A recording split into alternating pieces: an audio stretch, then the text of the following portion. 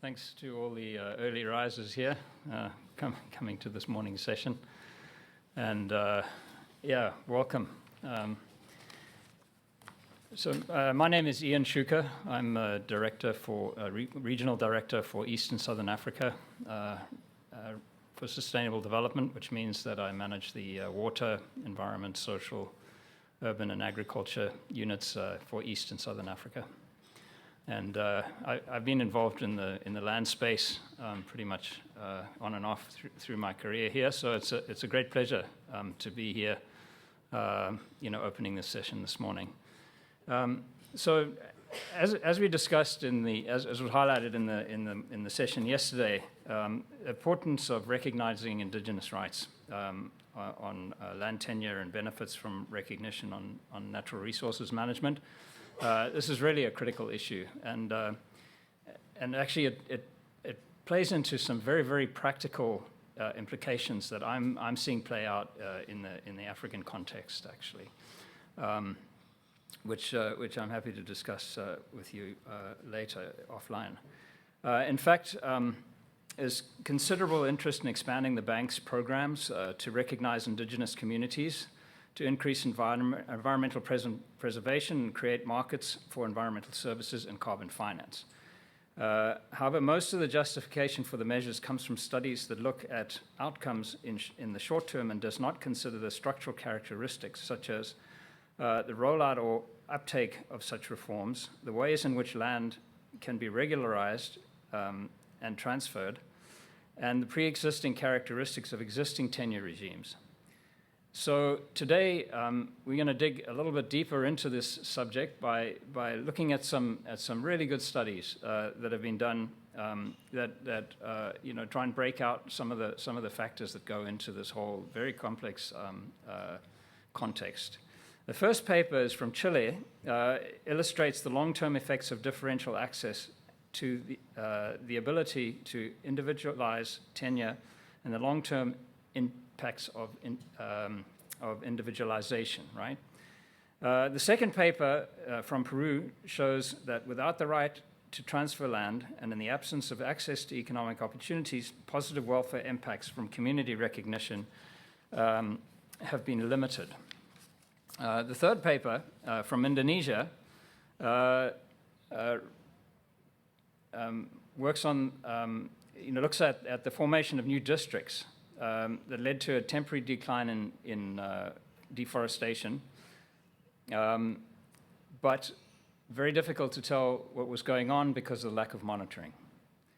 And finally, the last paper from Uganda used an experimental setting to highlight that the potential environmental benefits from eliminating insecurity, possibly at a cost, will differ depending on the level of tenure insecurity faced by the people in those spaces.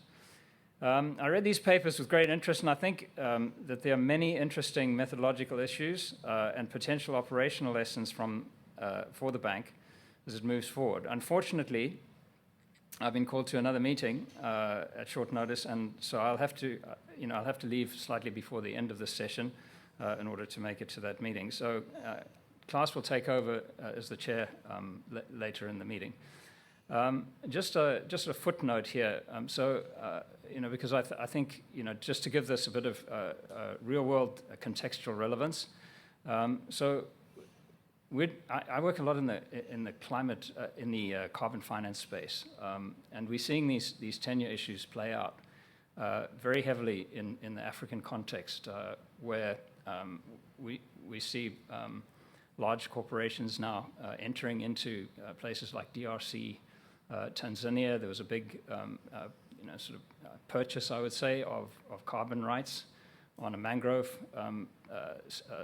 area on the coast of Tanzania, all very under the radar type of transactions, and have a very, very severe impact on the people that have restricting access, basically, for people on those landscapes. So I'll just leave it at that. I don't want to go on.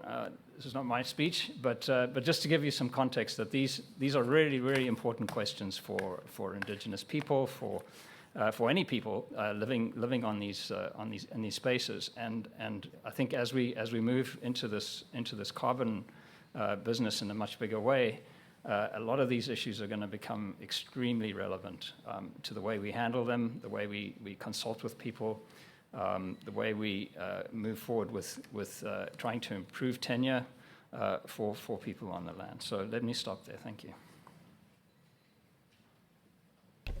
Thank you very much. I don't know, should we shift? I think, Robert, can you start? Sure. I think, sorry. since I got orders from the chair to shift the sequence, so the first will be the last, I think. So I think without much further ado, I think Robert is a professor at UC Santa Barbara, and he has a very interesting paper together with Felipe Jordan on indigenous rights in Mapuche reservations. Please, the floor is yours. Great. Set my timer just to...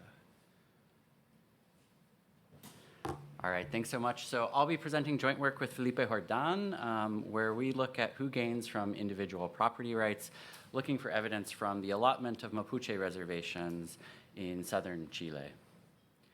So with that excellent introduction, I don't need to provide much motivation for why we're interested in the introduction of property rights. There's been, over the last few decades, a lot of progress in formalizing property rights for indigenous communities, a lot of times with the goal of improving economic development or opportunities for these communities.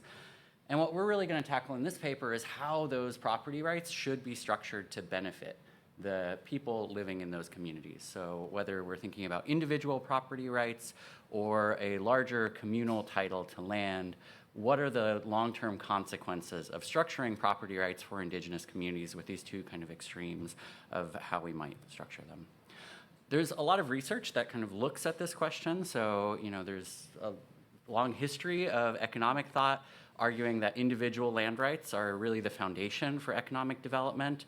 But looking within indigenous territories, we see a growing number of studies that kind of highlight some of the challenges that come from communal titles to land, how that might prevent economic development. So Aki in 2009 found that restrictions to collateralization due to communal land rights really limited land development in the Aguas Caliente reservation in the USA. Dipple et al. Find that fractionation of interest that kind of emerges from communal land rights has reduced land development in not allotted reservations in the US. And so really one of the things that these studies raise is why were land rights restricted in the first place? Why do you have kind of indigenous lands being treated differently than kind of the other private properties within a land system? And why are those restrictions maintained? So we turn to a famous anthropologist, Alejandro Lipschutz from Chile, who argued that the division of communitarian land has always entailed its loss. And increasingly, there are studies that kind of support this intuition, which is that allotment may expose indigenous communities to dispossession. We see from Aki in 2020 in the USA, households in an allotted reservation were much less likely to own a home after allotment occurred. The whole idea here is that we're giving kind of indigenous community members private property rights, and yet we find that they are less likely to own their home after those private property rights were granted. In Canada, increases in incomes from land allotment were really just due to immigration into those communities, not by improvements in indigenous households' income or on-reserve employment. And finally, in Chile, they've looked back at their history of indigenous land rights and noted that indigenous families were defrauded of their lands, representing an obvious injury to justice. So this question of dispossession is really front and center in a lot of the ongoing debates about indigenous land rights within the country. And what we argue is that there's really no study that assesses this trade-off between the potential productivity gains that might come from introducing individual land rights and the cost of dispossession for those communities. And so we're going to try and take a holistic evaluation and understand how these two different dynamics play out in the long run within indigenous communities that have been granted private property rights. So more specifically, the broad question we're tackling is what are the long-term impacts that the transition from collective communitarian land rights to individual land rights had on Mapuche reservations' economic development and the socioeconomic status of their descendants? And we'll break that into three more specific questions. So first, did individual rights reduce Mapuche land ownership within these territories? Second, did individual rights improve the socioeconomic and environmental conditions in reservations? And third, did individual rights improve the socioeconomic status of descendants coming from allotted reservations? So to answer those questions, we're going to look at a natural experiment, and I'll give a really breezy overview of a century of change in kind of indigenous land rights within this region of Chile. So at the end of the 19th century, beginning of the 20th century, the Mapuche were forcibly relocated into about 3,000 reservations. A few important kind of context notes is that this was a small fraction of their historical territory. And so a lot of their traditional institutions for managing land and conflict were fully disrupted. And so understanding, that context is important when thinking about what the long-term effects were of eventual changes to the land rights in those reservations. The second point I'll point out is that you see this shaded region, which was really important for the initial design of kind of land rights within the region. The Chilean government noticed that as they were kind of encroaching upon this territory, colonizing the southern reaches of Chile, you started to have settlers kind of moving to this territory. And so they put in place a ban on any land transactions between settlers and Mapuche. So settlers could not directly purchase land from the Mapuche. They were required to wait for the government to make that land available through future land sales. Due to some advocacy from Mapuche politicians, actually, there was a law passed in 1930 which opened several courts of Indians.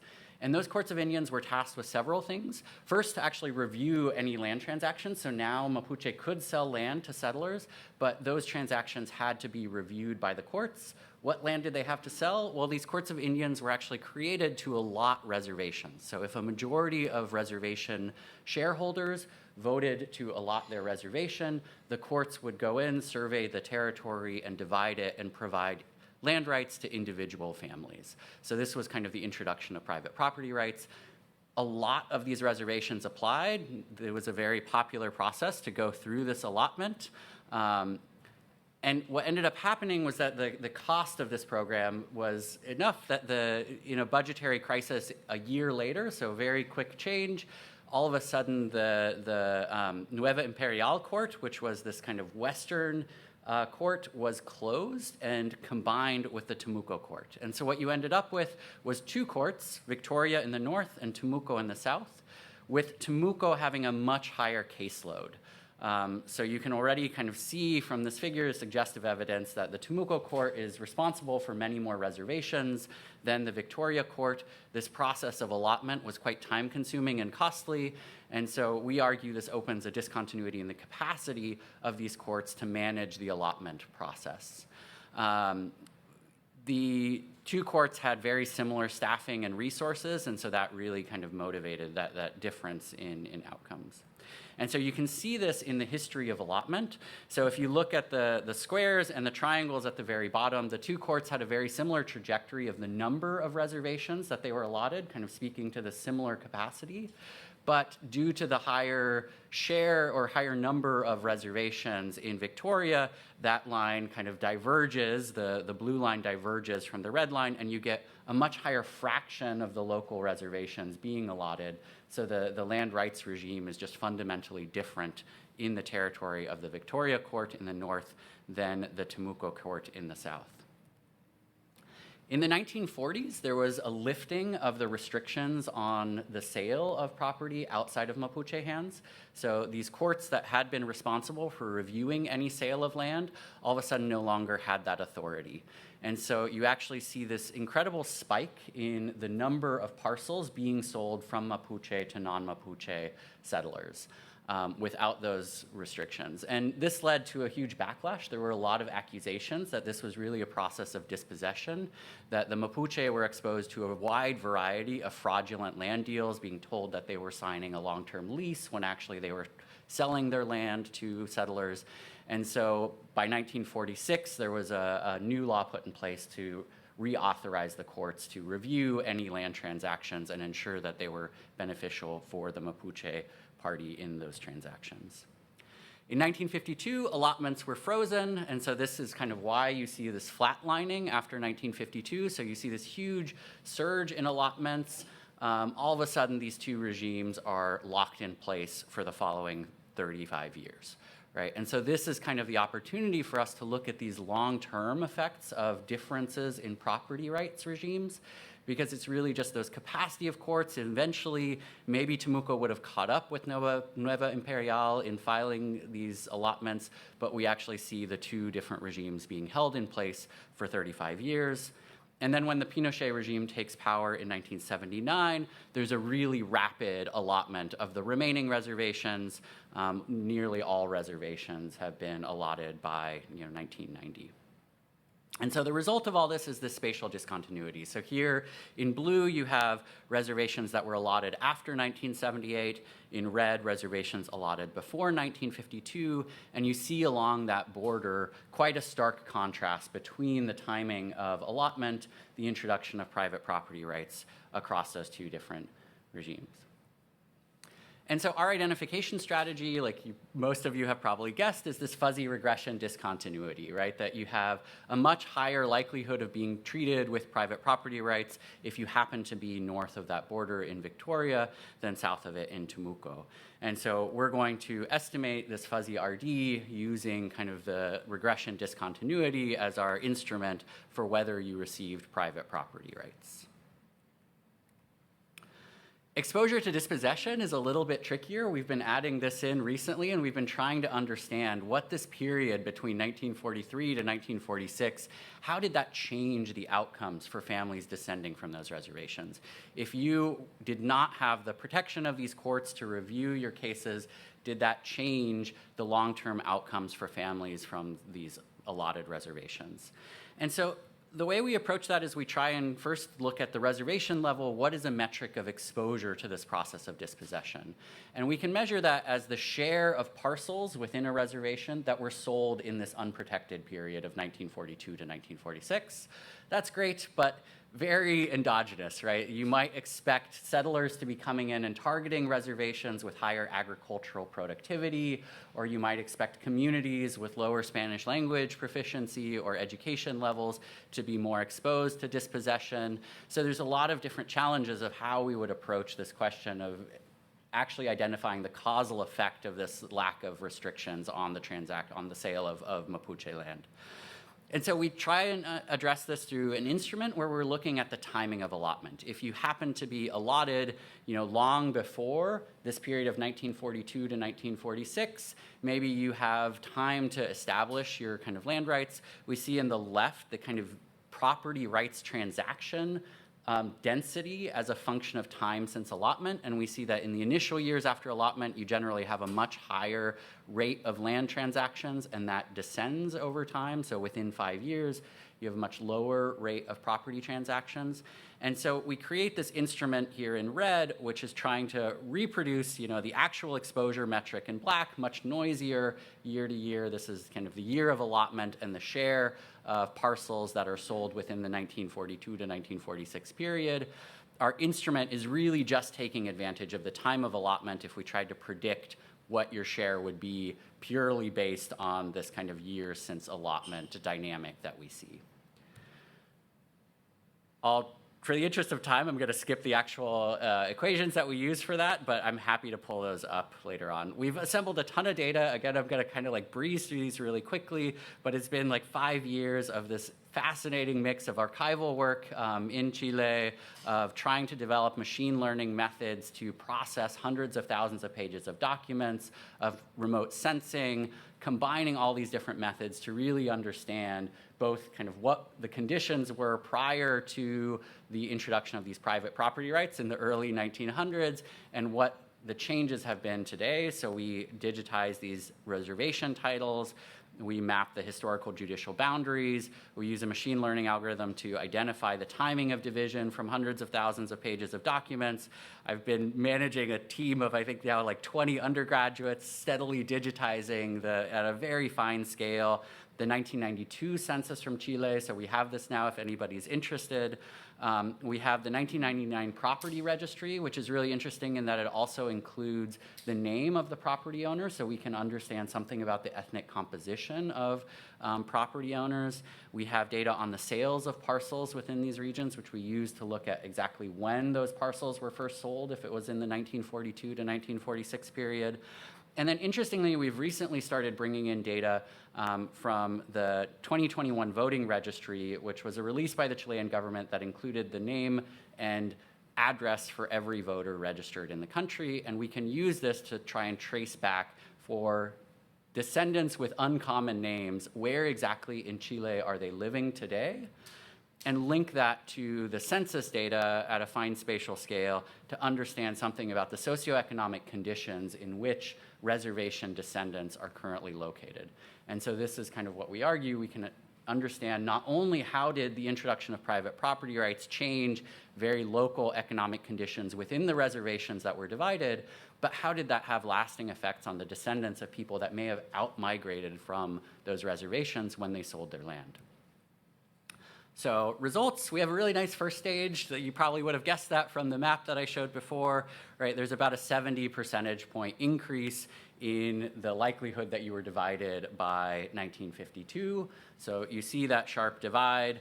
I'll skip over the tabular results, but we do also kind of show that there's very continuous variation in a variety of climatic, soil, but also kind of predetermined economic variables. So whether we're looking at elevation, slope, temperature, year settled, persons settled, the population density of the initial settlement, the number of lineages, families within each settlement, the maximum number of wives within that community for any kind of head of household, all those things seem very continuous across that political division, which gives us quite a bit of confidence in our identification assumptions. The first result, how did individual rights reduce Mapuche ownership, or did they? We find yes, those individual rights led to a marked decline in the long-term ownership of land by Mapuche families. So Temuco, again, is the court that was overtaxed and did not introduce private property rights to many of the reservations along this border, whereas Victoria had, and we see this marked drop in the share of land controlled by the Mapuche in 1999. The more kind of detailed results, so we see about a 27 percentage point reduction in land controlled by individuals with a clearly identified Mapuche name, a 14% percentage point increase in not Mapuche names. We can look at kind of corporations and other types of ownership structures, nothing significant there. One important caveat is that kind of the no information, so unnamed property owners, does see a discontinuous change. And so we develop a machine learning approach to try and predict what the ownership, kind of ethnic ownership would be for those, which allows us to kind of bound our estimates, and we think that there's about an 18 percentage point reduction in Mapuche ownership if you kind of take into account this no information group. So just to note, like 18 percentage point is like a large dramatic transition of land control within this region. Since this is a session on structural reform, I went ahead and threw in our labor market results, right? We actually see that wage work increases after the introduction of private property rights. That happens both as like a whole from a compositional change, but even within the Mapuche population, we see that the Mapuche that remain within these reservations are more likely to be engaged in wage work. We have a variety of other results that show kind of land consolidation within these reservations, a reduction in stocking rates. That was one of the big environmental problems in this region, was overgrazing and communal reservations. We see those stocking rates drop pretty dramatically, and we see an increase in vegetation, permanent vegetation on highly erodible lands. So all of these kind of tell a story of improved economic efficiency, that you're making better use maybe of your land and your labor and your natural capital resources. So these are all good stories, right? That increases the wealth within reservations. We see an overall increase in the wealth score in the 1992 census. That's great, except that we don't see a significant improvement in the wealth of the Mapuche that still live in those reservations, right? So this is almost entirely driven from a compositional change, that out-migration of Mapuche from southern Chile as they sell those lands ends up leading to this transition to the non-Mapuche. One important question that's come up a lot in the study is, so we can see what's happening within reservations, what's happening to the people that chose to outmigrate. And that's really the challenge we've been grappling with over the last year. We're working to get more data, but right now we're using that kind of the election registry with the census data to look at individuals that descended from allotted reservations that were allotted early.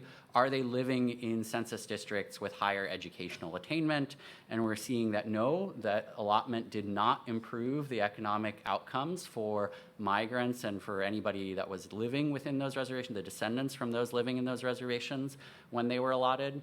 We look at this dispossession kind of process, and we actually start to find suggestive evidence that that's really maybe driving those negative consequences for descendants. That allotment, whether we're using an OLS specification in the left or kind of this two-stage least square IV that I described on the right, we're seeing negative effects in the long-term kind of socioeconomic conditions of where descendants live due to this process of dispossession, the lower judicial review.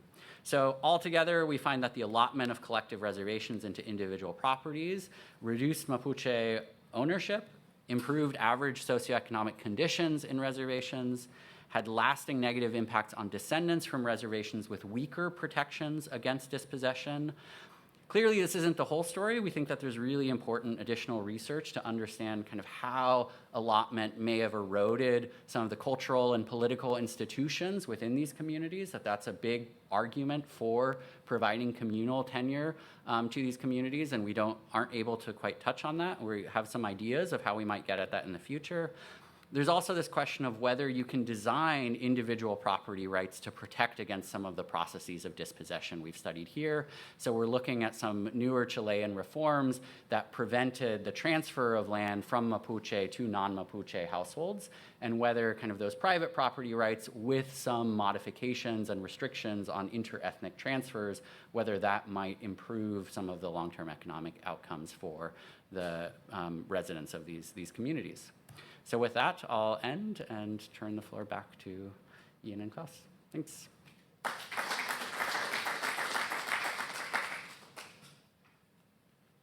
don't know if we want to do questions. Thank you very much. I think that was a very fascinating paper with a lot of data and a lot of high tech that looking at some very long-term outcomes. So any questions from the floor? Please, 1, 2, one more? Okay, 3. That is fine. We have a first round and we take it from there. Sure, yeah. If I can, maybe I'll ask 2, but you can choose which one. You're done on the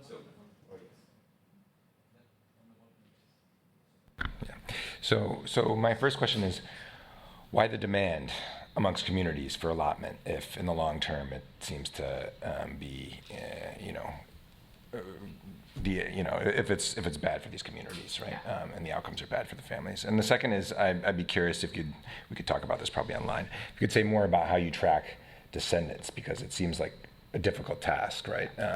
With family names, I'd be curious to see what sort of share of people you're actually tracking and how representative they are. Yeah, no, those are both excellent questions. So should I wait for all questions, or can I? Yeah, thank you very much. It's very interesting, and I'm sure that you struggle with the data construction, but it was quite surprising. So my question is that I'm also wondering why the wealth level increased for non-Mapuche in 1992 census, and so I just wanted to know how, like non-Mapuche people utilize their obtain land after the policy implication, and I just want to know whether such kind of obtaining of the land really affecting into the wealth level in the 1992. And another question that related to his comment, but is it the out migration to the other countries happen for the Mapuche people? That's the second question. Thank you. Thanks. This was really interesting. Could you share a little bit more about kind of how the border between these judicial institutions was constructed, and if there's any other kind of institutions that also are aligned along that border? Great. All awesome questions. So on the first set of questions, Why did they choose to opt into this program? You know, you could imagine that that choice is actually revealing which is the optimal choice for them, right? That it's welfare improving potentially.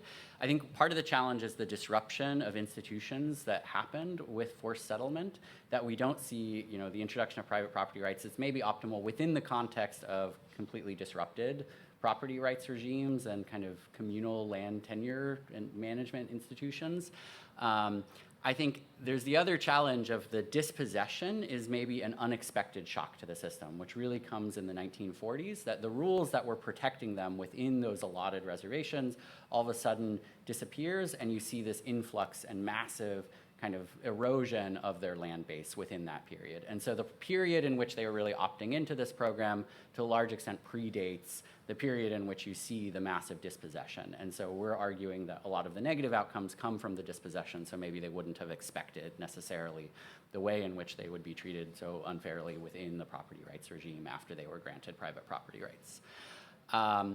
Yes, our kind of following descendants, we're following a very, very small fraction of the overall kind of population. We're limiting it to individuals with, you know, less than 50 names. We run a bunch of robustness tests with different number across the entire census, and so that's a small fraction of the original inhabitants. We're currently working with the Chilean government to get access to more detailed kind of ancestral lineages, which would allow us to track a much larger fraction of people, and so that's kind of the negotiation going on right now with CONADI, the kind of indigenous agency in Chile. On what they're using land for, so we do the remote sensing and we try and look at how what that kind of shift in property rights did in terms of land cover, and we find that the introduction of private property rights increased forest cover on highly erodible lands and reduced kind of grazing. That's consistent with this big shift in livestock density within reservations. So there does seem to be kind of this movement to off-farm labor and reduction in kind of pasture grazing practices. We also look again at heterogeneity across ethnic groups, but we won't get into that right now. On the political institutions, that's really important. One of the things we'd be worried about is that part of this judicial boundary does match up with the provincial boundary. At the time that was done, most of the rules around kind of the things we're interested in weren't dictated at the provincial level, they were at the national level. But we also run robustness tests where we include provincial fixed effects, and we also kind of run the analysis only within the area that did not have the same overlap as the province, and then also outside of the province, like where there wasn't that same boundary, and we find results that are consistent with our causal interpretation, that if you restrict to only the part that did not overlap with the provincial boundary, we see the discontinuity. If you look at an area where the provincial boundary holds, but the judicial boundary doesn't, we see null effects. And so that gives us some confidence that really this is being driven by this kind of difference in the judicial kind of processing of cases, not by other institutions. Thank you very much. I think unless there are any burning questions, of course I think there will be a lot to discuss that I myself have a couple of questions, Great. But we can discuss this offline. If not, then I think we go to the next paper by Mike Albertus, who is from the University of Chicago. And I think he has been working on land reform for a long time. I think everybody who works on land knows his work, I think, and his books. So I think we are very excited to have him here present about indigenous land rights recognition in Peru. Great, thanks for that introduction, and it's great to be here. So, as was alluded to in this previous presentation, today nearly half of countries recognize forms of indigenous governance in their constitutions. Many more do so through various legal provisions. And so the question I'm going to be engaging with here is this kind of broader question about how does collective indigenous recognition impact a couple of different things: identity, self-identification as indigenous, as well as views of government amongst indigenous communities. And I'm going to look at this question in the context of Peru, which has a large indigenous population. And in particular, I'm going to look at how recognition, indigenous community recognition, has impacted, again, self-identification, views on democracy, as well as confidence in government. And something that's really going to be important here, and you'll see as I sort of step through the presentation, and it's in the paper, looking at how these effects vary among age groups actually within communities. So we're going to peek within communities for this.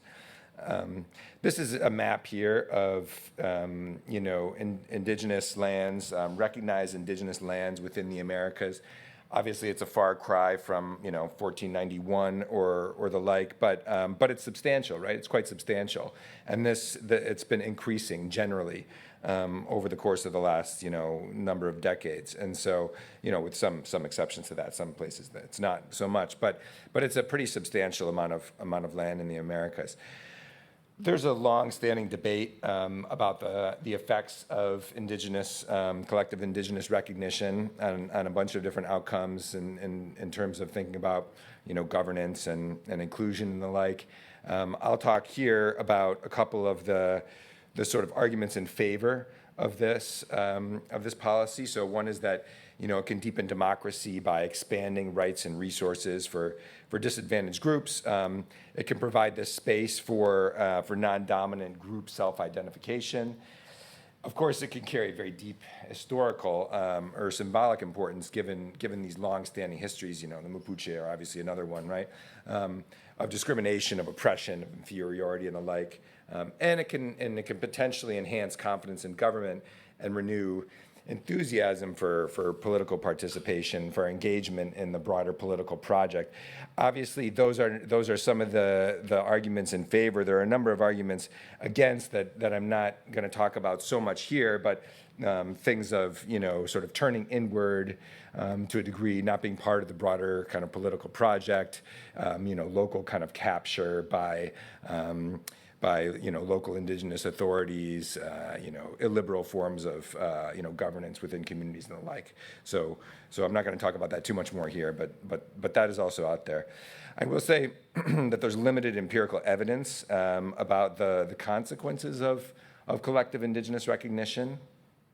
There's a lot of literature, of course, kind of across disciplines on subnational identity more generally, but much less on collective indigenous recognition. The work that's out there tends to be sort of cross-national or looking at sort of snapshots in time of individual level opinions, or looking at the evolution perhaps of some of these issues within broader communities over time. But there's no work really that addresses dynamics and variation among individuals within communities themselves in a way that's kind of more broadly generalizable. There's some work, of course, which tends to be more in anthropology that looks within specific communities, but there's not a lot that sort of generalizes beyond that. I'm going to argue, though, that that's actually something that's really important that we don't pay enough attention to, to look within communities as well as across them. So why is that the case? Well, it turns out, if you spend time with some of these communities, that there's a lot of variation even within communities and even within families in terms of, self-identification, patterns of self-identification, as well as views of government and democracy. And when you start to think about it, state recognition of indigenous communities can affect age cohorts that are different in different ways, and that those ways can be quite persistent over time. And have these downstream effects, right? And I'm going to argue that that's critically tied to what we're all here for, right, which is land. It's really importantly tied into land access in these communities.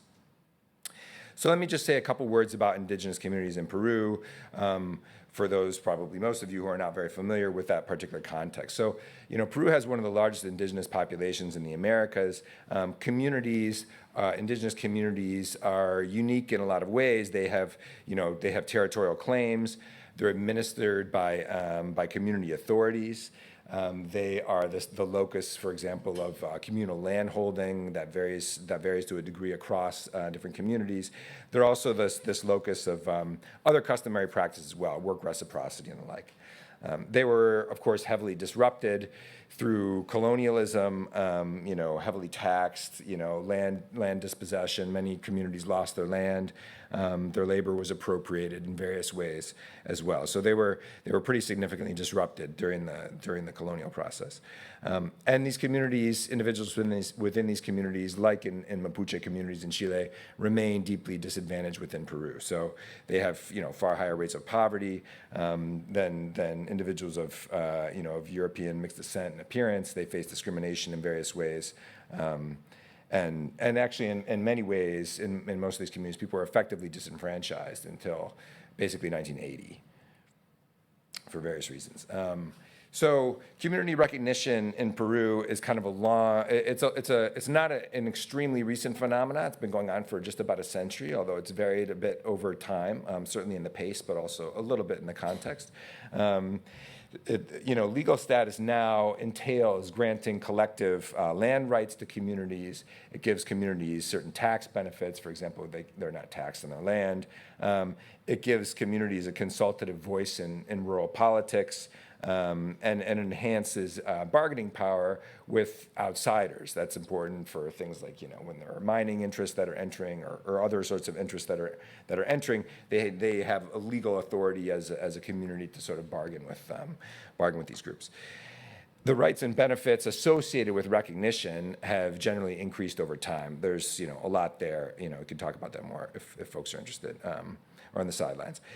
Long and the short of it now, though, is that there are now over 7,000 communities in Peru. Not all these are recognized communities, although just about all of the highlands and coastal communities are recognized communities. The remainder are basically communities that are comunidades nativas, they're called. They're really in the Amazon basin.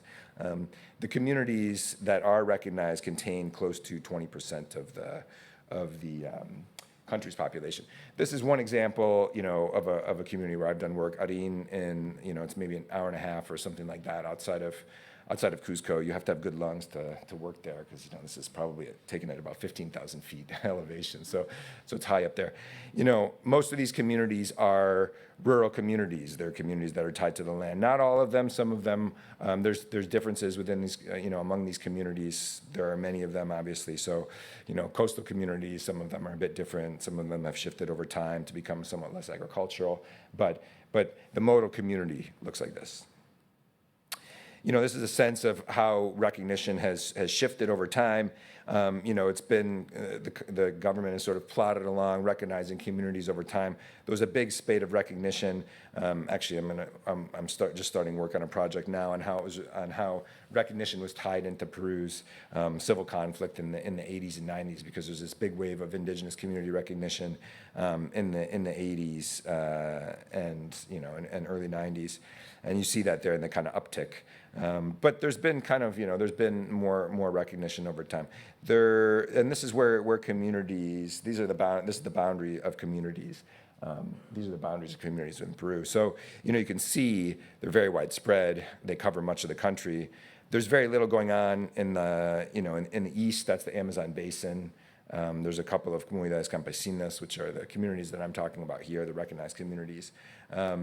This is, I should say, it took like a year to make this map because there's not a good mapping of communities in Peru. The government has mapped maybe 65. Well, not really the government, but some other groups have mapped maybe 65% of communities with a degree of accuracy. So filling in the remaining amount took a lot of work. I'm working with some different ministries and the like on where different communities are located in their population centers, and then kind of trying to draw boundaries around those. Land is central to community recognition, and it's also a scarce resource here. So communities obviously have ancestral links to the land, as with the Mapuche and most indigenous communities, and their members disproportionately live in rural areas. But land was made scarce in part through the process of colonial dispossession that I already talked about, but in part through quite substantial population growth over the course of the last century. And as a result, many of these communities are now tight. Land is scarce in ways that it wasn't before. If you look back 75 years ago or the like. And that land scarcity really shapes the impacts of recognition, because in the process of recognition, community recognition makes land more secure. It makes land more desirable in a lot of ways, and it increases the potential for benefits if you're a community member. What all that does is it drives up demand for land within these communities and access to land. And it increases the likelihood that people are going to want to invest in community life and join these communities, right? And that has these important intergenerational consequences, because those who are best positioned to claim, valuable, scarce community resources, i.e. land, do so, right, in the wake of recognition. And those who are not able to do so at the same time, typically the young, those who are not yet born, or those who are not yet of age to be able to lay claim to those community resources, are sort of left out of this project, right? And by the time they come of age, by the time they can potentially access these scarce resources, there's not as much to go around, okay? So, oops. Yeah, so that you see where I'm hinting at with this, right, in terms of the hypotheses. So, compared to younger or post-recognition cohorts, I'm going to argue that adults or near adults at the time of recognition are more likely to self-identify with their indigenous community over other forms of identity. They're more likely to formally inscribe as community members, join the community per se.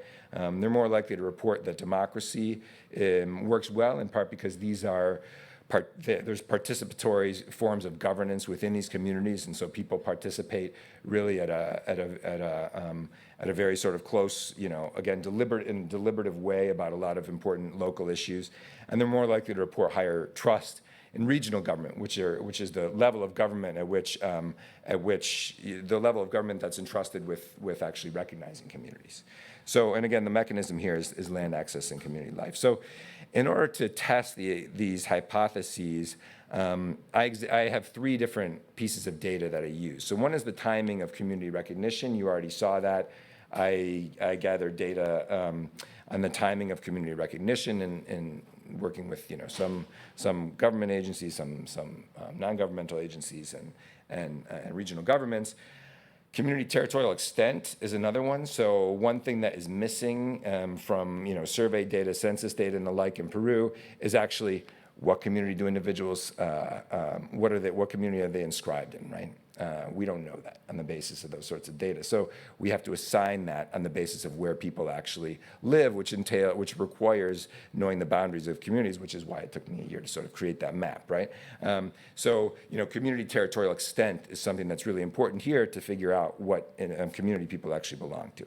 And therefore the kind of exposure that they get. And then finally, all these other kind of outcomes about self-identification, views of democracy and government, all that comes from household survey data. And I've pooled together a bit over 1 million observations of sort of geolocated household survey data. And then using that geolocation, I can assign people uniquely to communities. Of those observations of about 1 million people, since about 20% of the population lives in communities, we've got about a bit over 180,000 observation of individuals who are located within communities. So I have, in the interest of time, I think I'm gonna skip some of the specific measures here. One thing, with one exception, one thing that's important to note here is that I'm going to think about self-identification in terms of identification with your community over other forms of identification, including ethnicity or race, which is not something that's highly politicized in Peru. So if you look within these communities, I think 34% of people identify most closely with their community. Only about 2% of people identify most closely with their ethnicity or their race. It's just not something that's highly politicized in Peru. So community identification is the lens into self-identification or ethnic identification in Peru. The estimation framework here is going to be an age cohort analysis. So again, I mentioned, I've got this census data. From the census data, I know, where you live. Are you living within one of these communities? I also know when you were born, and how that corresponds to the time at which a community was recognized. So in other words, the sort of treatment you get, how old you were at the time your community was recognized, right? And therefore, how well you were positioned to try and lay claim to resources like land within your community. So that enables, estimating a regression in which, location and date of birth jointly determine exposure to recognition. I'm going to control for things like, district fixed effects, year of birth fixed effects, things like that, to make sure that results aren't driven by potentially, secular trends in, say, views of democracy or identity or the like over time. There's a lot more here. I'm going to break up these cohorts, rather than estimate a zillion kind of individual level or year or birth cohort dummies. I'm going to kind of collapse these a little bit into different groups that make a little bit more sense, kind of theoretically, and these are the different groups that I'm using here. I think that's probably most of what you need to know from here. These are the main results. So what you're looking at here is, on the Y, you've got these different outcomes that are labeled in these different graphs, at the top of these different graphs. And you have age cohorts here along the x-axis, 0 to 12, 13 to 17, 18 to 25, 26 to 40, 41 to 65. Older as you move to the right, okay? The benchmark is the unborn at the time of recognition, so born post-recognition cohorts. So these estimates are all relative to those born after recognition. And what you see is that the majority of the effects are concentrated in adult or near adult cohorts at the time of recognition. So those groups are more likely to, self-identify with their community, be community members, feel democracy works well, trust in government. There's some kinks to that, which I'd be happy to talk about. One thing in particular is this, whether or not you're formally inscribed in a community tends to trend slightly earlier. I think there's a bit of an anticipatory effect with that. You might invest a bit more in community life, hoping that you're going to get land, which may or may not happen, 5 years down the line when you're 18 or when you're 22 and you're married and the like, and you can do that. So, yeah. So this is my penultimate slide before I conclude. So again, the mechanism here, as I argue, is land access and investment in community life. And what I find is that, not only do you see these different kind of outcomes that generally trend in the directions that I anticipate, but also that adult, near adult cohorts are more likely to hold larger plots of land. They're more likely to work in agriculture. They're more likely to receive land directly from the community and hold it as a part of, as part of the communal, a claim on some communal land that can recirculate after people are done using it, and hold it as such as opposed to holding it as private property. So in certain ways, like these kind of Mapuche communities, there can be private property within these indigenous communities as well. They're also more likely to participate in core functions of community life, like rondas campesinas, which are basically,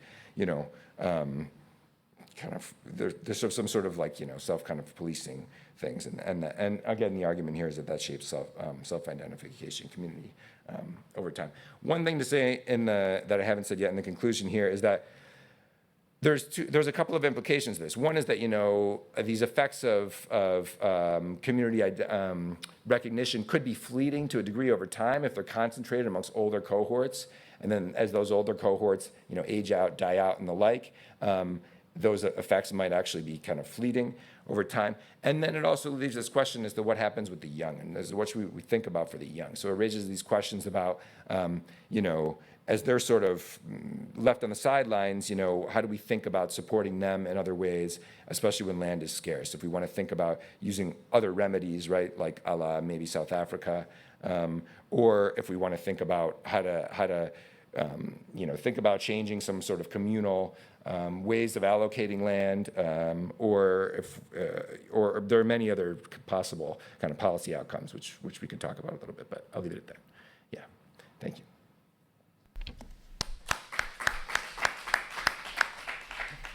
Thank you very much. I think while you're thinking about the questions, let me abuse my position as the chair to ask two very simple questions. One is, how can you recognize a community without demarcating it or without mapping it? I mean, I think so. Yeah. What does recognition actually mean? And second, what is the transferability of rights of land, both within the community and outside the community? I think Robert highlighted that very importantly. And of course, I think we saw in Mexico that intergenerational transfers are the key issue, and especially if you restrict intergenerational transfers, you would immediately see the outcomes that you have there. Yeah. I'm interested in if you have anything to say about the gender effects, because we certainly see in Mexico that in communal settings, the men have much more control over resource allocation.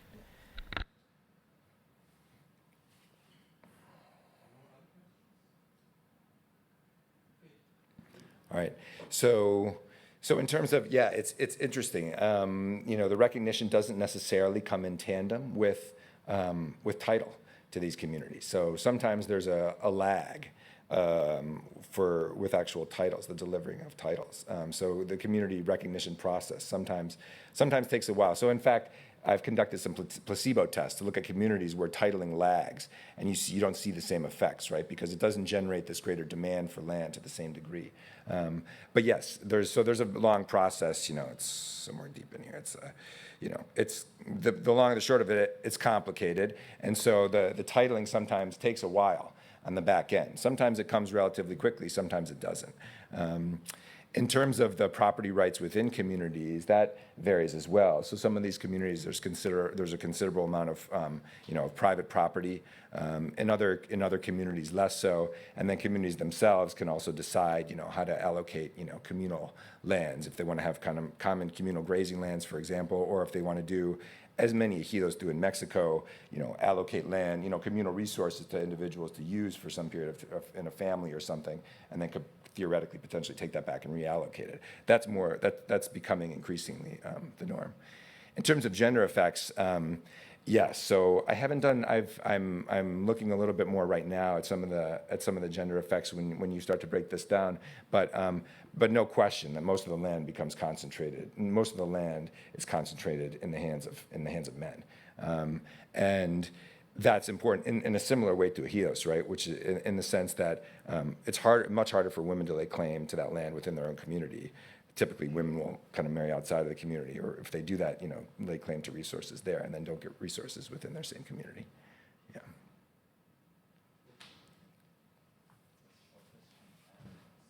You mentioned already there's actually a lot of heterogeneity in the communities, how they govern land, how actually there could be individual property. So I was wondering if you also have some results, how this heterogeneity is actually affecting some of the outcomes that you are showing, because sometimes I think it's difficult. We take this always as like one thing happening to them, but it's actually quite diverse, like how they do it in the communities, and that's actually also how it should be, of course, like because they have different needs and different traditions. So I was wondering how you looked at this topic. Thank you. Yeah, that's right. It can be hard to measure, but I will say, like, one of the big distinctions in Peru is a geographic one, in coastal areas versus highlands communities are pretty substantially different, in part because in the 90s under Fujimori, they had a big, there was a distinction that was made between these, those different geographic regions, and, regions on the communities on the coast started to form these sort of corporations, so to speak, and got involved in non-agricultural activities, and so they're much less likely to have communal resources and land. And so what I see is that the effects are substantially larger and mostly concentrated amongst highlands communities as opposed to coastal communities. So that's just one of the numerous distinctions that you might be able to see. Yeah.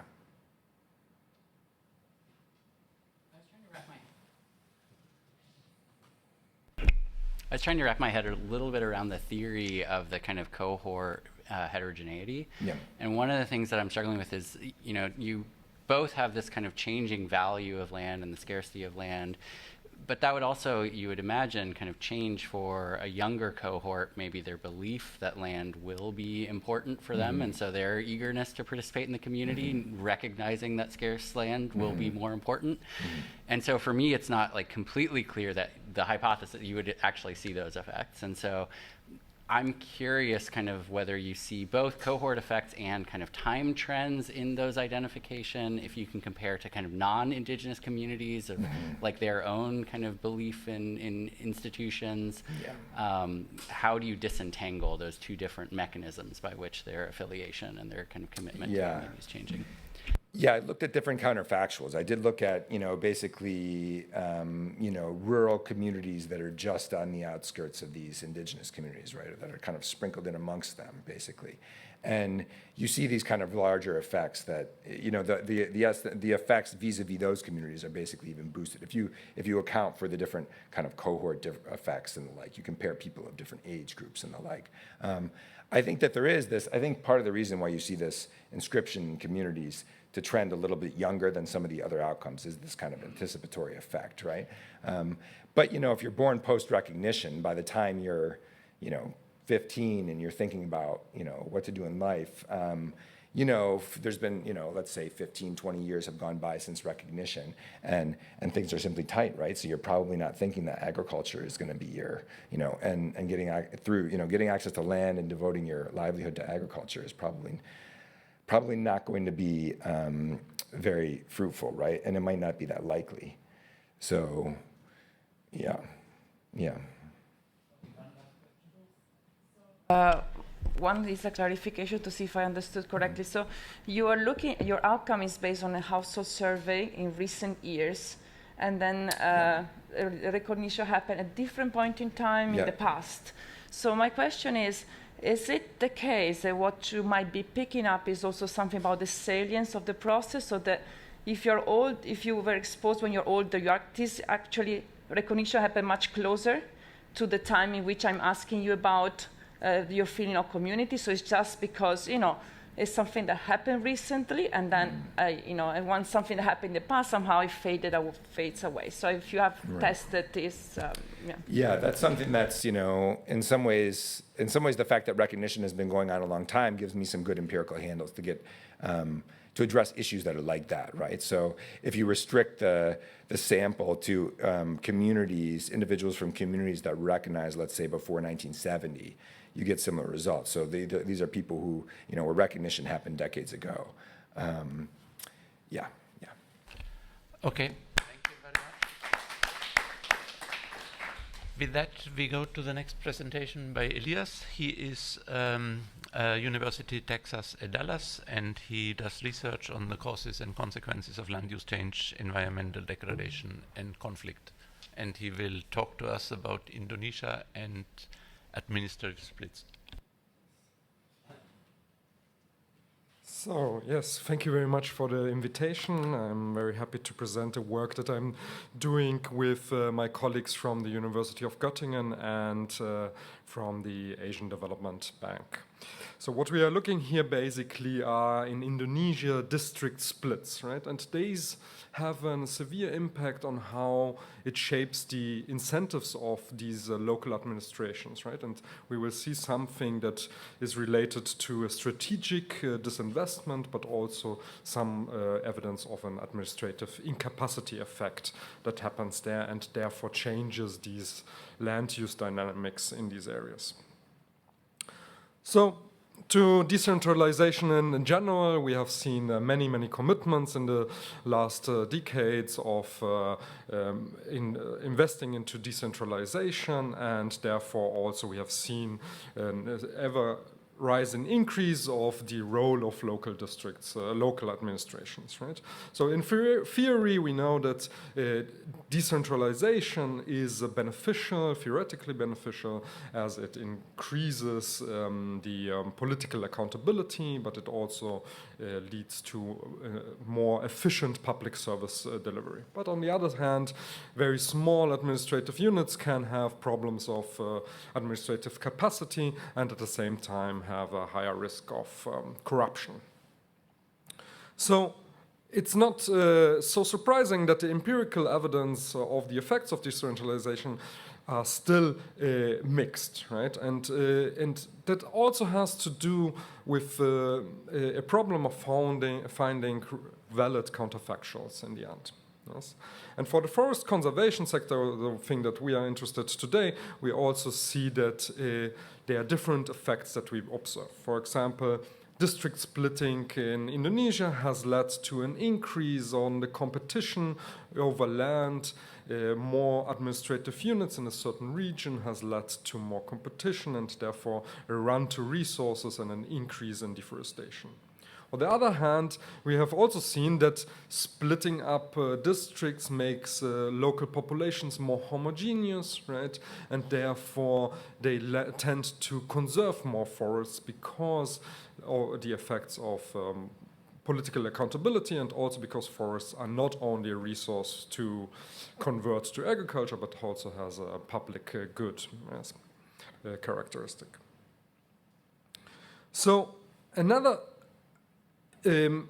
element of why we see these mixed results comes from the fact there are two different forms of decentralization that we want to highlight, right? One is that there is vertical power devolution, right? That's the shift of administrative, fiscal, and political responsibilities to local administrations. The other thing is, and that's the thing that we want to focus on, is the horizontal devolution, right? The proliferation of subnational administrative units. And here in this context, therefore, we ask, how does these horizontal devolutions influence land use change in Indonesia?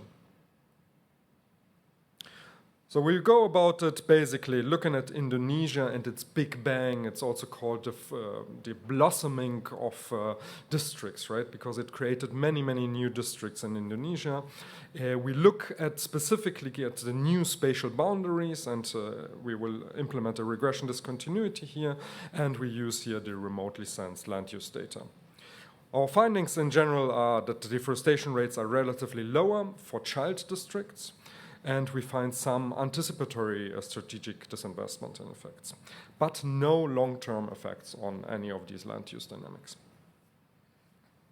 We thereby contribute to the literature, for example, on the political economy of deforestation, also to a more nuanced way of looking at decentralized natural resource management and some of the unintended outcomes of decentralization that have been coming up in recent years. So, to the context in Indonesia, right? In 1998, the military regime of Suharto ended, right? And that had three major impacts. First of all, the total democratization, right? A successive introduction of elections, first presidential elections in 1998, 1999, right? Which introduced democracy.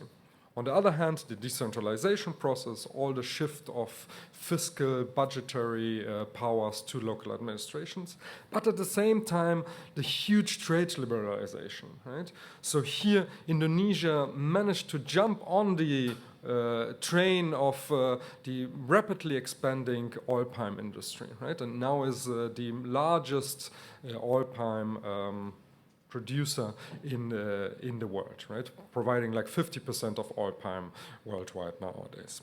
So it had been highly beneficial for local populations, right? Better income, better education levels, but at the same time that came to a cost of land use change and an ecological cost of deforestation. Right? So what did Indonesia do in its decentralization? Again, the vertical decentralization.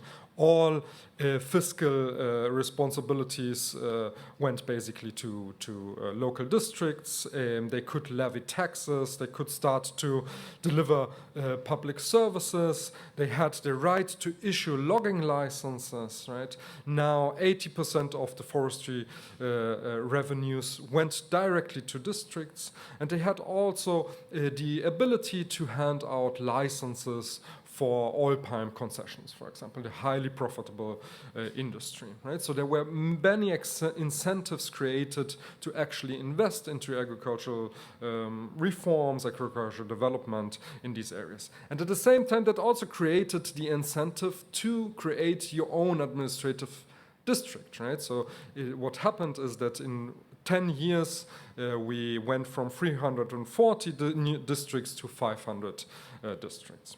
Yeah? And this is the timing of a district split is somehow sometimes exogenous, right? Because you apply for it, but then at some point you split up. The legal process comes in 1 or 3 years after applying for it. So that is an example of a district split. You see here that this is the original district, and it splits up into a mother district and a child district, right? And you already see that before there was the capital was here, and later on for the child district, the capital changed completely to a different location, which has the implications on local areas, right? At the boundary and in general, right? That villages and landholders have to reorientate to a new capital. So how does it change the administrative incentives? First of all, you have to imagine, again, there are benefits from taxes, royalties from the forestry sector, and on the other hand, there could be costs involved or from political support, right? So you have a decision on, do you want to invest into agriculture? It has some negative impacts on the political support maybe, but also some benefits from taxes and royalties. Yes? So this losing the territories has a severe effect on the costs and benefit analysis. So let's be more specific. For example, right, if I have a territory that I'm going to lose as a mother district, right, then I would have, for example, an immediate effect on I want to extract resources before I lose this territory. Right? So it could be that deforestation increases immediately at and around the district splitting, right? Because I want to still extract the resources before I lose the control over this territory. But on the medium run, I would refrain from it if it's bound to an agricultural investment, right? If I want to invest into oil palm plantations, right, I would rather do so and support it on the territory that is still mine, right, and I'm not going to lose, right? So in the long run, it could even mean that deforestation rates would go down just before district splitting because I'm going to lose this territory. On the child side, as soon as I'm in control of this territory, it could also mean now I have the opportunity finally to extract resources, deforestation rates go down. But on the other hand, we have the constituent preferences argument, right, that populations become more homogeneous, and therefore we could see deforestation as a public bad, and therefore deforestation rates would go down after splitting. And in a very short run, it could also be that new administrations suffer from an incapacity effect, right? They have to set up their whole administration, right? Build new monitoring and enforcement bureaus, right? So therefore, it could also happen that deforestation goes up because after splitting, the administration is just not capable of monitoring the illegal deforestation activities. On the other hand, they are also unable in the beginning to develop agricultural production, or also unable to develop a more sustainable economy in their districts, and therefore it could also have effect on deforestation rates. And the last thing is that administrative splits are relocating the economic and political center, right? So now I have to build my ties to a new capital, lobby for agricultural licenses, oil palm licenses, logging licenses in a completely different administration, right? Which shifts the effects and could even lead to a lagged effect of increased investments in the future, right? It could take time to catch up with deforestation, with oil palm plantations in the long run, right? And also it could mean that we know that economic centers, new economic centers, build up more economic opportunities. Therefore, population grows, economies grow around the new political centers, and that can also have an impact on land use change nearby and afar. So let's dig into the data, right? We have 115 district splits across all Indonesia. Those are regions that are generally forested, right? And our analysis in the end are all the villages around these new district splits, right? And therefore, we combine it with deforestation data, annual oil palm expansion maps in these areas, and also settlement expansion maps there was a presentation yesterday on how we remotely sense annual settlement or urbanization in space, and that's the data that we also use here, right? So, and in the end, we also combine it with some socioeconomic data from national census on villages. So the empirical strategy is straightforward. We have on the left-hand side some land use outcome, deforestation, oil palm or settlement, and on the right-hand side we use the regression discontinuity, where the effect of children has on land use the closer it goes to the border. So let's look at it visually. On the left-hand side, you see forest cover in 2000 at the start of our time frame, right? And we see a clear continuity across the border in a boundary of 20 kilometers, right? It's completely continuous without any structural break. But if we look at deforestation rates, just after splitting, you see a decline in deforestation just at the border, right? Which means that there has been a conservation effect in these areas. Now, we can look at deforestation rates just after split, right? Or deforestation rates just before splitting, right? And that's what you see here, right? Each coefficient and bar here is a separate regression on the discontinuity, right? So you see that deforestation already declines before splitting, right? And then also is on a lower level at the boundary after splitting, but this effect fades away after a few years, and basically child districts catch up on the deforestation rates as later on. Right, so what it means is basically there's no immediate rent extraction incentive, right? That's what I would have expected, right? That I want to extract the resources, and now even mothers and also children are incentivized to increase deforestation rates there. You can look at also at it in a table format, right? You have pre-deforestation here, post-deforestation here. It's fairly robust, including different levels of fixed effects. And it's also robust using other characteristics, endogenous sorting, alternative bandwidths. We also shift boundaries artificially. All these placebo-tests hold. What I'm most fascinated about is to compare it with simple or event study regression designs, right? And we also find here basically in a time panel regression similar effects. But the most important thing, if you do like panel estimations, and what you find here is that it could have, because the effect is basically shifting children downwards or shifting mothers upwards, right? And you can only assess that with panel regressions, right? And what we see is that basically the effect comes from children at the border having less deforestation, not mothers at the border having more deforestation.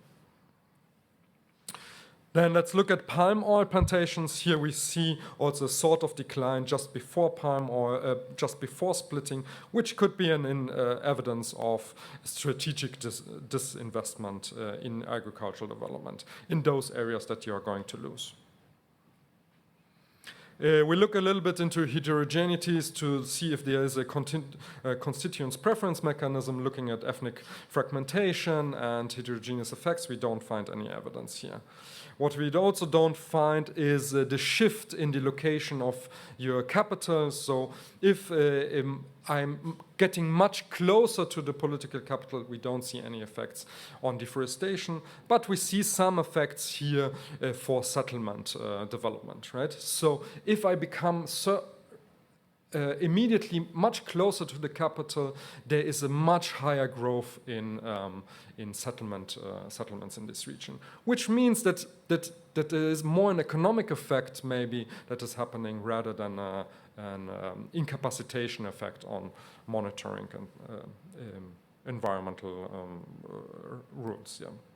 Yes, so in summary, there is district splittings slow down deforestation in the short run. There's no long run effects that we can observe here. Existing district governments strategically seem to divest, right? There's less agricultural expansion in those areas just before splitting, and it seems that there's some institutional incapacity happening at some point. So for policy implications, what we imagine is that if there is a temporal effect, right, that that reduces deforestation rates for new governments, right? That is also an opportunity to try to prolong these effects into a more sustainable economic development, right? New districts, new administrations could be captured, and because they are just setting up their political system, right? So to capture them and try to motivate them to become much more sustained and much more environmentally friendly in the long run. Yes, so thank you very much.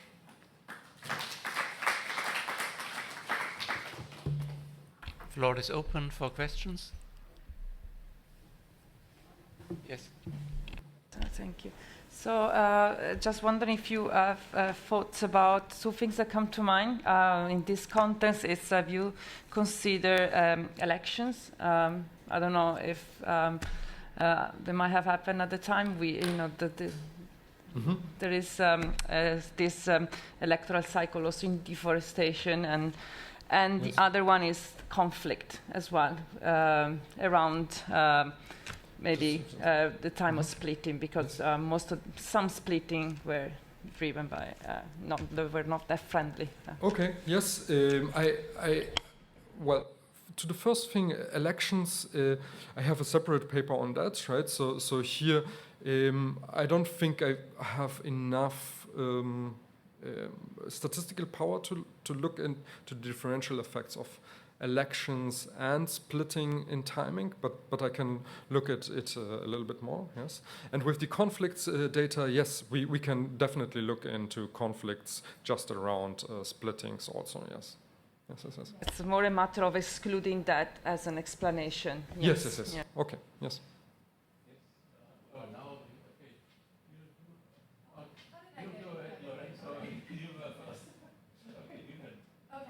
So I think I may have missed a key piece of the presentation, but I'm wondering if the time zero is actually time zero.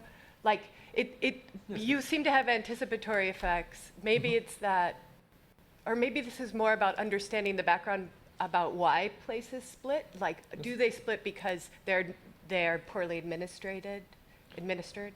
And, and people sense this before it's going to happen, and so that's why you have so many pre-treatment effects. Yes. So, okay.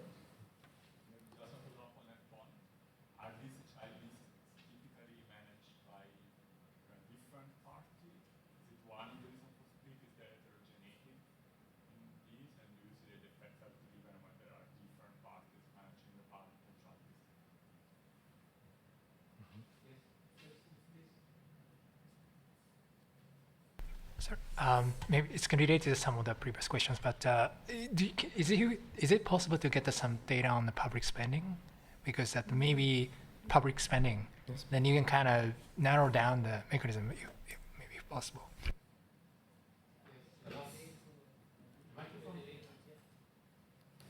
To Jennifer's question, a little bit related to that, I thought also whether you have all these communities, they cut their boundary not belong to them, or do you have some community in touch in terms of the forest, and then you see whether they have any effect or just.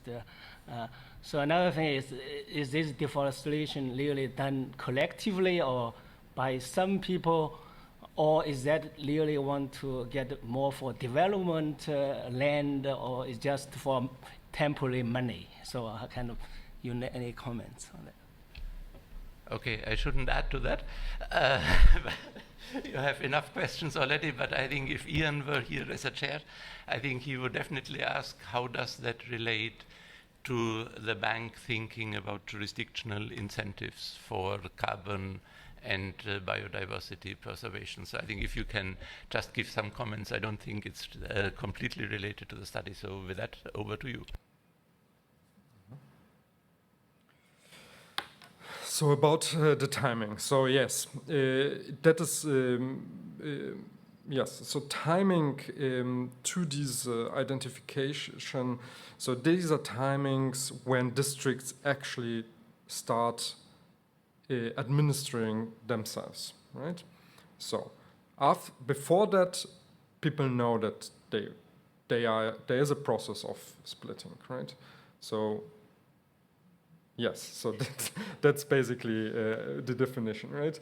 And of course, this process is not endogenous. Is not exogenous, right?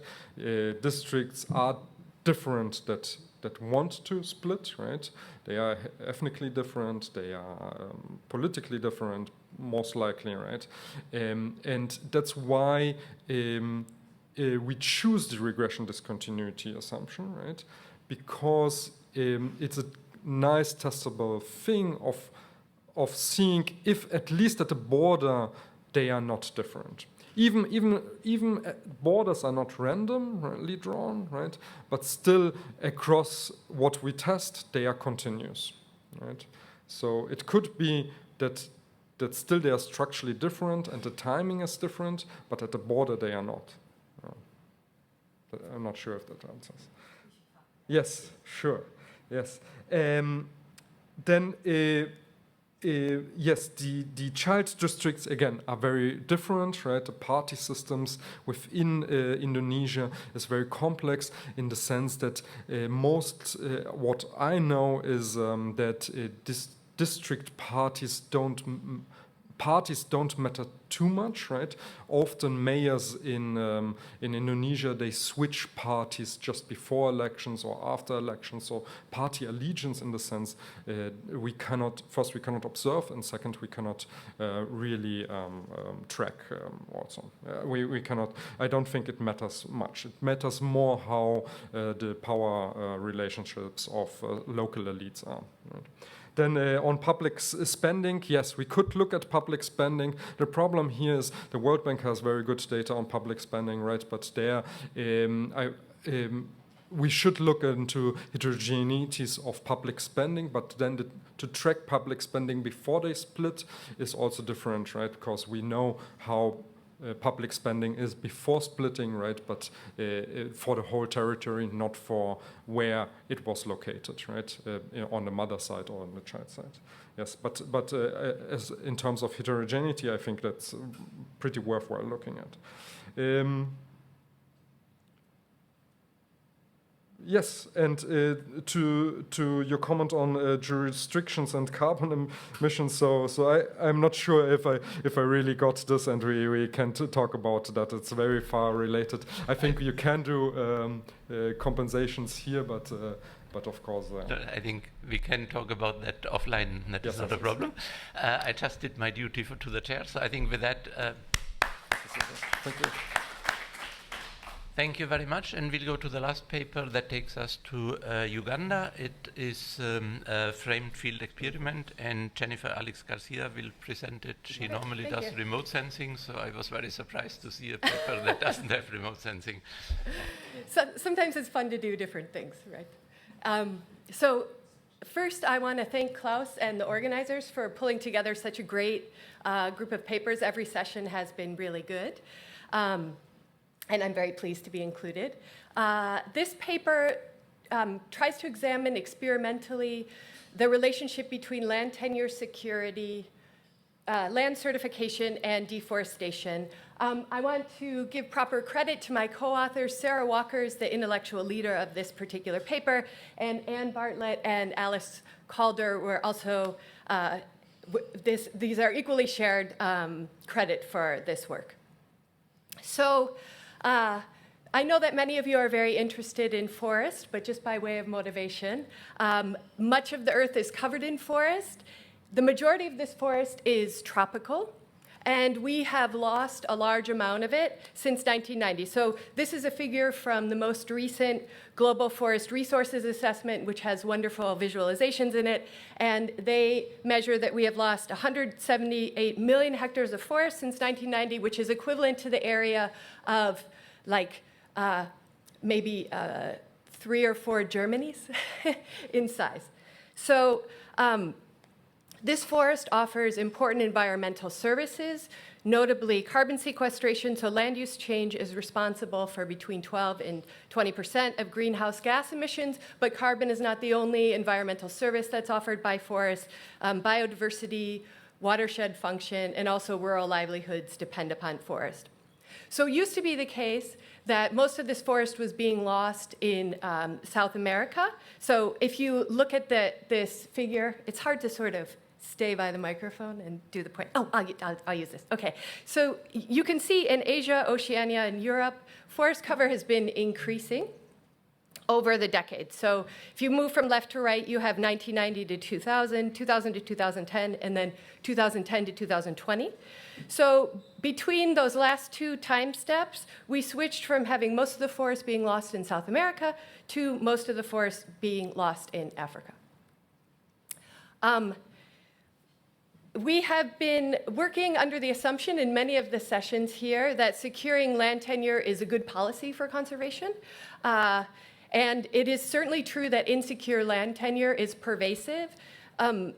It's also very difficult to do conservation programs without knowing who to incentivize. So simply knowing who owns land is helpful for conservation. However, only 30% of the global population has registered property rights, and in Africa that number is less than 10%.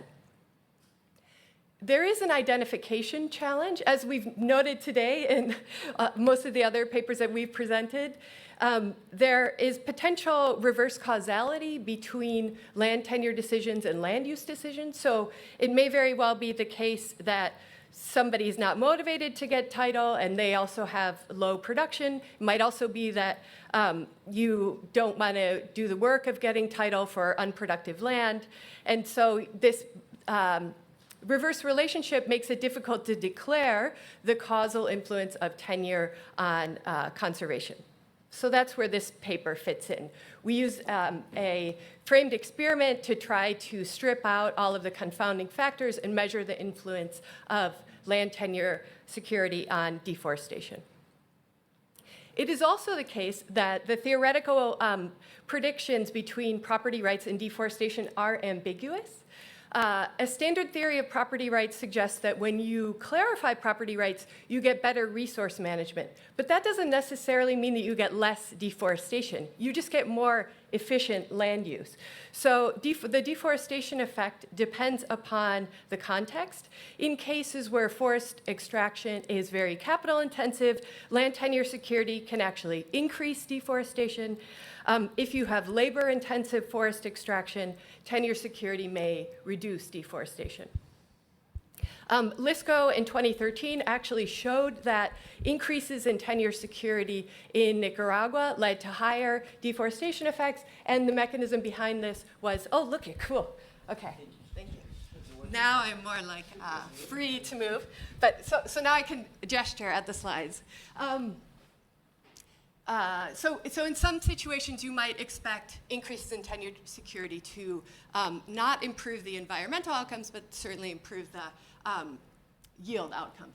So the punchline is that there's some ambiguity here. In Uganda, we think that production is relatively labor intensive, so we expect it to be the case that when you secure tenure, you get lower deforestation.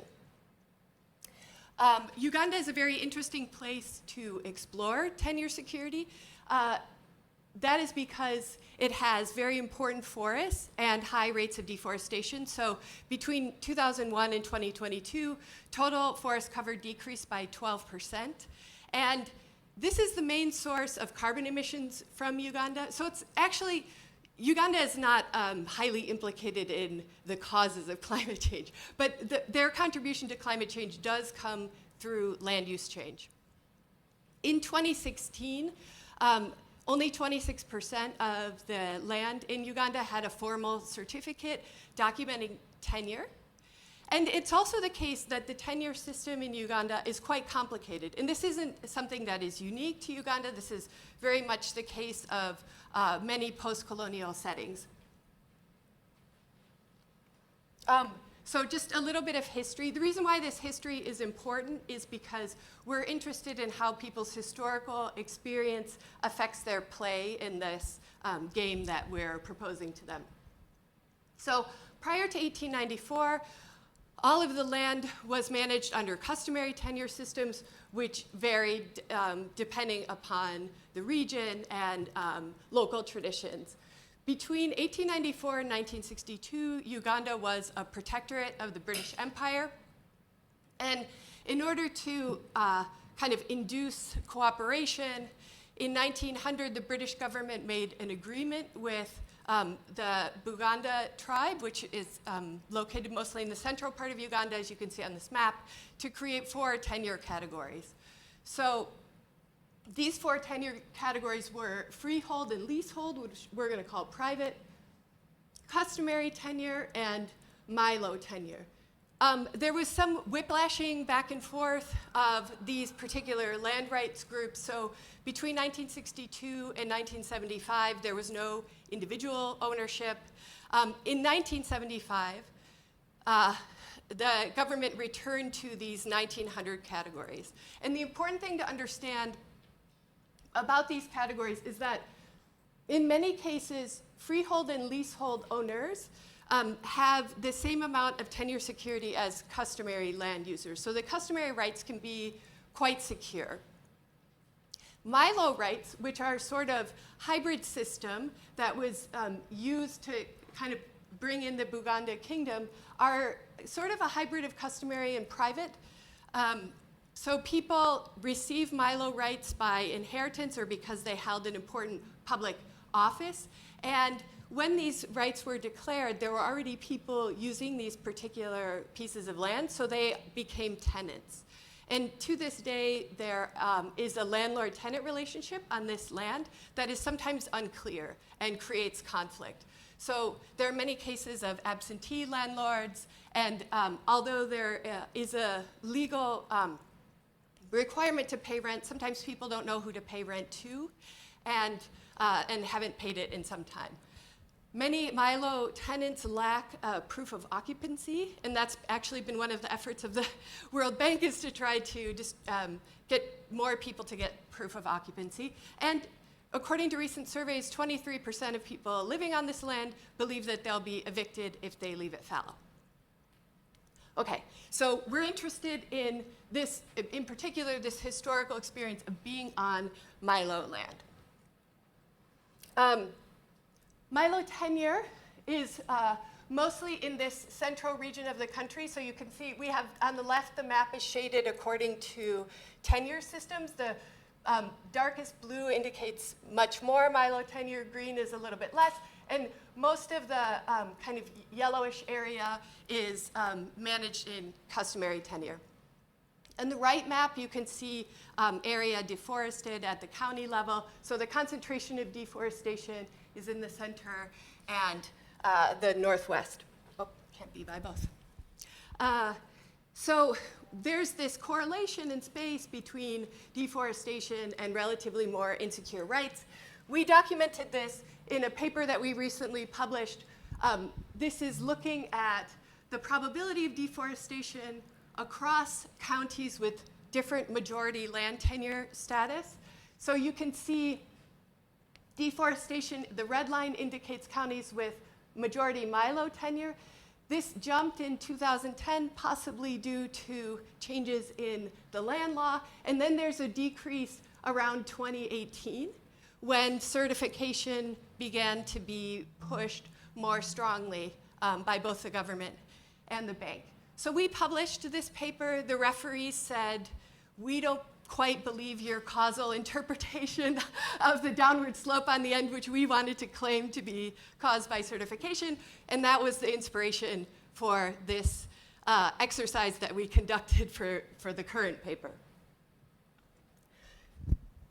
So what we did is we started by creating a sample that was based upon existing forest cover. So we selected regions that had very dense forest, and within these districts with very high historical deforestation. We used the Ugandan census points to find villages and make 3-kilometer buffers around them. We dropped all the villages that had no forest within a 3-kilometer buffer, and then we sampled randomly from these. We went in and listed households, randomly selected some, and we ended up with about 1,600 households across kind of the center of the country. So you can see these districts highlighted in black are the ones that we eventually went to. We did not go to the north. We conducted a framed experiment where we made participants responsible for a forest of 12 trees that could be harvested, and were left to, if they left some trees, they had like a regrowth rate. The payoffs depended upon this kind of quadratic profit function. And the parameters for this profit function were established by previous survey data where we fit the function to the profits that people got from burning charcoal and selling it. So each round, the enumerator would ask the participant how many trees they wanted to cut down. They would calculate the profit, and then the play would continue. So the order is you choose the trees, you know what you get, and you repeat 10 times. We didn't actually tell people how long they were going to play because we didn't want them to engage in backward induction. We randomized them into 3 groups, so this is where the land tenure security comes in. The first group had secure tenure, no probability of ending the game early. The second group had a 20% chance of being kicked off in each round. They were helped to visualize this by just drawing marbles out of a bag. And then in the third group, they were the same as the insecure group, but they were offered the possibility to purchase a certificate to remove the risk of being kicked off the land. So the certificate group received some additional compensation in order to correct for the fact that their earnings were likely going to be lower. And we also had survey questions to collect demographic and economic information, risk and time preferences, and trust. I already said that first part. The certificate price was calibrated so that it reflects the actual costs of purchasing a certificate in the current system in Uganda. And the risk of being evicted was calibrated to other survey data. Okay, so our estimation is just to use the experiment. That's the awesome thing about experiments. You do not have to contort yourself at all econometrically. So we have our outcome variable is the share of the stock that people harvested in each round. There's a treatment variable for insecure and a treatment variable for certificate. So the admitted category is the secure group. And we're also interested in whether people's historical experience of having Milo tenure affects their play. So to estimate this, we simply interact the proportion of Milo in each village with the treatment variables. Okay, so this is just the visual results of the share of trees extracted across each round. So you can see, kind of the dynamics as people learn, and the outcomes shaded by color and pattern. The very top line represents the play by people in the insecure treatment category. They take out the largest share of trees. The bottom line shows the extraction level for people with the secure treatment, so no risk of being kicked off. And the line in the middle shows what happens for people who are in the certificate group who are allowed to purchase a certificate. Thank you. So when you estimate this in regressions with all kinds of different levels of controls, which make no difference, what you observe is that the insecure group has the highest level of extraction, and having a certificate cuts that by about 50%, which is, by the way, about the same level of effect you get in a payments for ecosystem services program. There is this question of why, once people get secure tenure, their behavior doesn't converge. So once you purchase a certificate, why don't you play exactly like the secure group? So in order to understand that, we sort of dug into the dynamics of play. We find that almost everybody who is put into the certificate group purchases a certificate, especially if they're from a Milo-dominated village. The certificate purchasers are less likely to produce charcoal, use land for grazing, and they're more likely to have mobile money. And in order to, the only thing that seems to explain, though, the difference in play is that people who have lower levels of trust are driving the overall difference in those deforestation effects. So people with high levels of trust, once they purchase a certificate, they basically play like the people who are in the secure arm, suggesting that having trust that the institution you're engaged with is actually going to work is maybe important in this setting. Finally, this is sort of complicated. Sorry for that. I should have had a nice figure, but I don't have a nice figure. I have many columns. The best one is column 5, which has district fixed effects. And you can see in the interactions with being in a Milo village, there's no attenuating effect for the insecure treatment.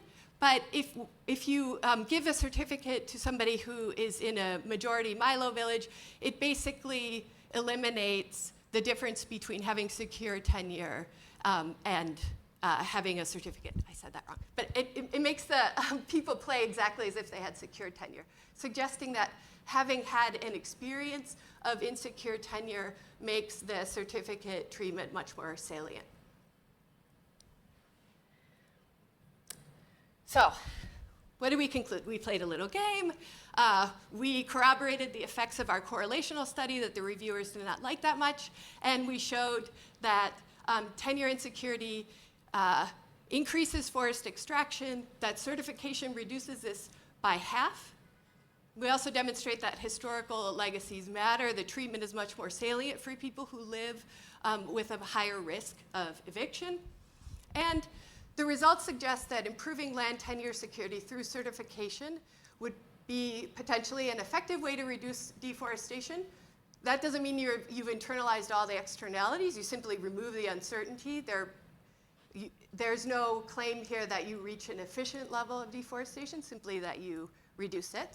And this study suffers from all of the usual drawbacks of a framed field experiment in that it is not real, but we think it still reveals some interesting dynamics. So, thank you.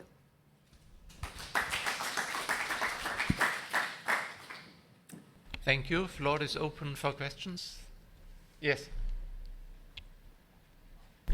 Thank you, Jennifer. It's a very interesting study. Now, a quick question is that in your first part of the presentation, you talk about the payoff for cut-off of trees calculated by using a nonlinear type of function. But later, when you're trying to look at the cutoff type of things, it's always having this linear type of estimation. My question is that to what extent, if you cutting it, a certain amount will causing the profit down, whether this type of things will affect the average treatment effect that you have here. Thank you. Yeah, I think if you gave, so that the payoff function is what determines, I sort of went at warp speed through this, but the payoff function is what's determining the payments on the right-hand side. So those have this shape. So it's not optimal to take all the trees, right, because you get 0. Right. I think the real criticism here is that the payoff function reflects what we observe in the production function for charcoal. But people deforest.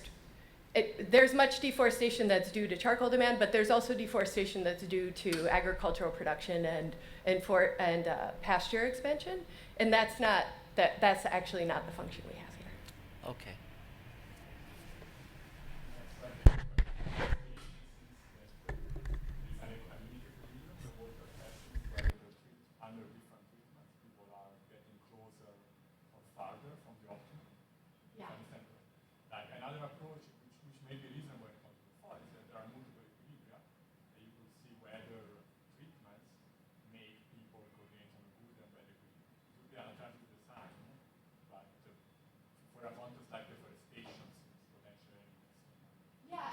Be more interesting. So in this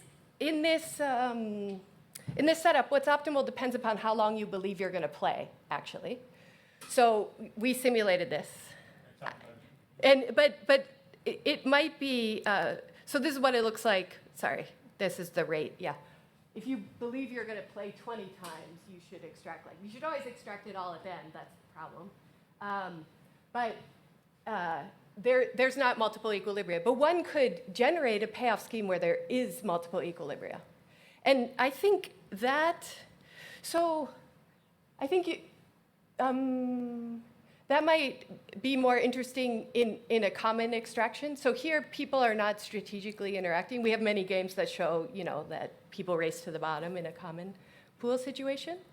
But I have to think about it. Given that the probabilities of being evicted vary by treatment, do you find that typically people are close to the optimum, given the different probabilities? So we find that people with secure tenure are basically playing the optimum, but we don't, and so you get closer to that when you have a certificate than if you have insecure tenure. Yeah, maybe I'm misunderstanding it, but I don't know. Sorry. Maybe I'm confused about something here, but so if you get a certificate, right? If you have a certificate, that works better when trust is higher for an individual, right? At the same time, I guess I'm confused on why a certificate in Milo Village is more effective, given what you told us about the history there, that there's uncertainty. It doesn't seem clear to me like why a certificate should work in those contexts, because people may not even know their landlord. They may not know who to pay. So why would a certificate be more credible in those places? Yeah, so it's not a priori obvious why it should be that way, but you might think that the possibility of, so understanding what it's like, knowing people who have been evicted makes the certificate treatment itself more interesting to you and more salient than somebody who's never seen anybody be evicted. So maybe like you play more in a more engaged way, especially if you have high trust. So one of the things that reviewers said in our correlational paper is like, oh, maybe these Milo people are just very different.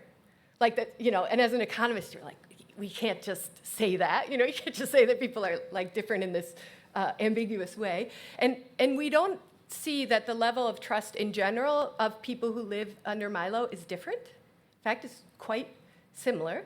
But those who are more trusting in the survey seem to believe more that the certificate is actually going to work. I don't know if that answers your question. There's no, you can tell all kinds of stories about why the Milo effect should go one way or the other. This is the way that we observe it going, so we think it's because it's more salient for them.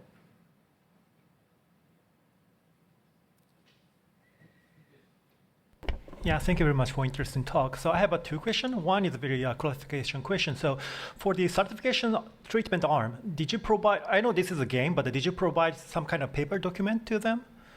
Maybe it could be, kind of important, particularly for those untrusted participants. Oh yeah, that's a great idea. No, we didn't do that. Okay. That would be clever. Yeah, but of course you already have done, so you cannot fix it.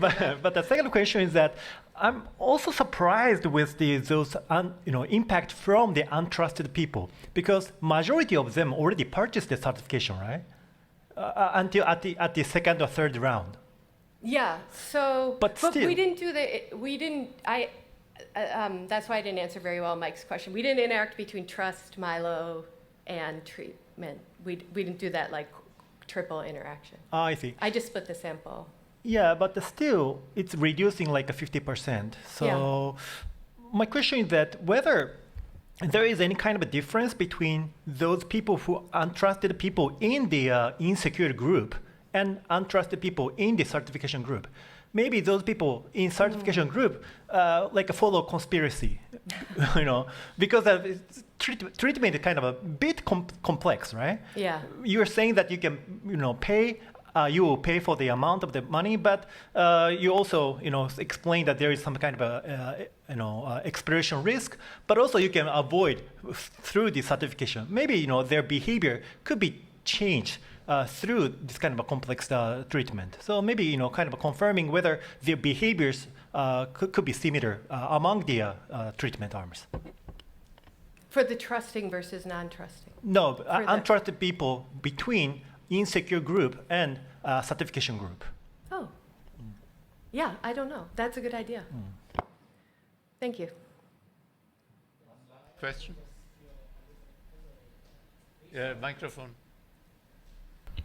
Based on this table, right? So if you think non-mallow, the certificate actually has a positive deforestation. Yeah, relative to secure. Relative to secure. Yeah. Oh, okay. Yeah. So it's less.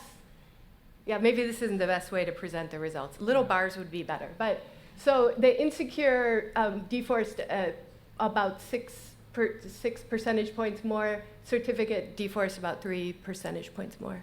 And then if you are certified from a place which is 100% Milo, then basically you're behaving as if you had secure tenure. And then in the game, each round, they play randomly. Yeah, no. So once you're in a treatment arm, you're in a treatment arm. You don't shift treatment arms. Is that the question? Yeah. Okay, no. Okay. No shifting. Okay. Any other questions? Nobody wants coffee? No. Robert? I'll play Klaus's role to put on Ian's hat. I'm curious, so you made the comment about the comparison to PEZ. I'm guessing that was like SEMA's paper or something else in Uganda. And some other. And some other, yeah. I'm curious kind of what the implications of that are. So do you have a sense of the relative cost of those PEZ programs relative to, I mean, you've done a really great job of calibrating the costs within these experiments. What is the relative financial cost of providing these certificates versus PEZ? Is that already just basically showing us that the cost effectiveness of these certificates might be orders of magnitude more than continuous payments under PEZ? Yeah, that's a very clever point. I think, like, administering a certification process is a huge administrative task, right? You have to have more offices, more people. The participants themselves, and if you live in Uganda, you pay a cost to do the certification. So I think it's actually pretty hard to compare all those administrative costs to a PEZ program. SEMA's experiment was in the Western region, mostly with people who, I think, exclusively with people with private land rights, so freehold or leasehold. And so I think it's hard to make that comparison, but I think you might expect that these things could be layered. Like, it's probably easier to do a PEZ program when you have certification, and you might think it would be more effective in that setting. And we also know that certification has other economic effects other than just reducing deforestation risk. Like, it increases investment, household incomes go up. Like, there's all these good things, except in some cases. So, yeah, that's my right-hand, left-hand answer. Okay, so with that, thank you very much. I think we had a very interesting set of papers from Chile and Peru to Indonesia and Uganda. I'm sure there are many questions that can be discussed bilaterally. I myself have quite a lot. So thank you very much, and let's keep